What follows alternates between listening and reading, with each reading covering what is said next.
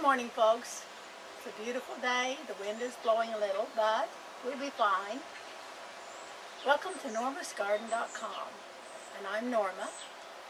And I'm going to go over, since I don't know, perhaps some of you do and some of you don't know, that I am disabled, and so I'm not able to do everything perhaps that some can do. And so I found ways to do things that I couldn't ordinarily do. One is when you have a plant in the garden that you can't dig out, you're not physically able to dig that plant out, then you take another method of taking care of it. Now, Brian, if you'll go down here and show this. This is the Dr. Huey rose, and it's just huge. It just gets huge, and that's fine, but then it eats me up because it scratches me. I cut it back with the pruners, you know, clip, clip, clip, clip, pop, pop, pop, that sort of thing. If you go to buy one, you can tell them at the store you want one of those like that, pop, pop, pop. And so that he will die. And I don't use pesticides and I don't use herbicides. Then this way, then he won't get light. And I put, that's just a plain flower pot, so I'll put that there. Then I'll put a saucer on it so that the drainage holes don't let any light in. And then put bricks on it. And with no light, eventually, the rose itself will die.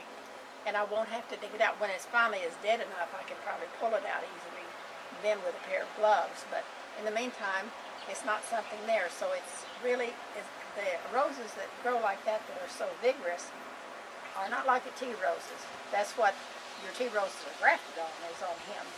But I don't, as I said, I don't want it in the garden because I can't work around it. Now in this spot, I want to share with you this boy. His name is Envy.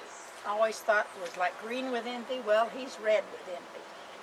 And he's one that managed to some way to make it through the recent thing we had with the plumbing, and they did the sewer lines. So his name was Envy, and here he is. He's still, and he's moved out here, you can tell. He doesn't really, some people stake theirs, dahlias. I don't stake my dahlias at all. I just let them do what they want to do. Now this is a white mum, and these mums come back every year like this. Isn't that a beautiful little baby? Just a beautiful. Put that beside that. I mean, that is so pretty. Then there's, in here, there's mums that are our most gorgeous fall color. I think of this as being like you think of Halloween or Thanksgiving, what beautiful colors those are. Then next to it is the red. And it will, all of these are just now beginning to open up, and they will just be fabulous. And they're so good for the garden, and they don't require any care. I just water them as I do anything else. I feed them. Now last year we put on every one of the gardens had 2 inches of manure. We bought the sacks of manure, and every garden had 2 inches of manure put on it, and they've really thrived for this year. So, and one thing you can do when if you're decorating, I forgot to tell you this. You can do this.